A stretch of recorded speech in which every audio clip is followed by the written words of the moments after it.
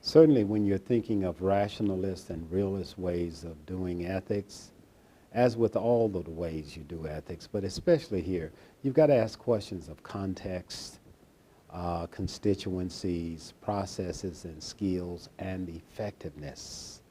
So it's important, if you think about stakeholders or constituencies, to ask who is at the table.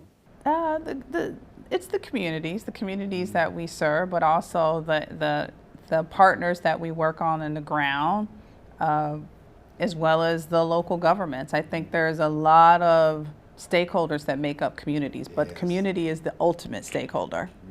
Henry Wadsworth Longfellow said, all houses in which men, and I would add women, have lived are haunted houses.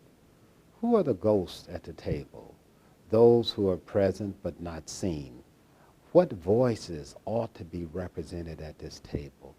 And sometimes they represent themselves and we are not aware. Would you care to comment?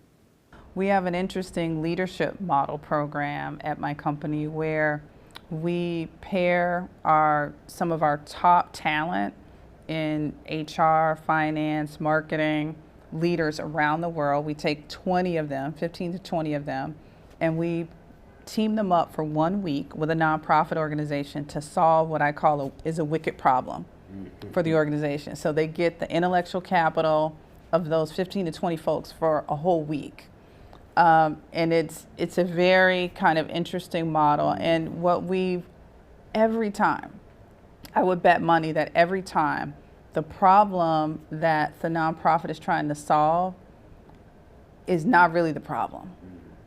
We learn that every time, and you reminded me of an example of an organization we worked with where they wanted to expand their programs. Ultimately, that's what they wanted to do, and there was a little bit of division in the organization between the leadership team, the board members, about how fast they could go and when and whether they should go. And they thought they just wanted us to help them articulate what the plan is to get there. Because if we have the plan, then we can convince everybody that we can go there. But what we learned in the process is that the founder of the organization, who was no longer living, that voice, as you described, was still in the room. Wow. And when we asked them what did they think, the question was, what is the secret sauce to replicating your programs? We consistently heard the theme that it's love, and it's Sue's love, which was the name of the founder. Wow. And we were like, that's interesting. What is that? We had them describe it. And what they felt is that the way that Sue ran the programs, the way that Sue engaged the work, that everyone had a story for how Sue touched their lives personally. And they said, you can't replicate that. Wow. So because you can't replicate that, we can never expand.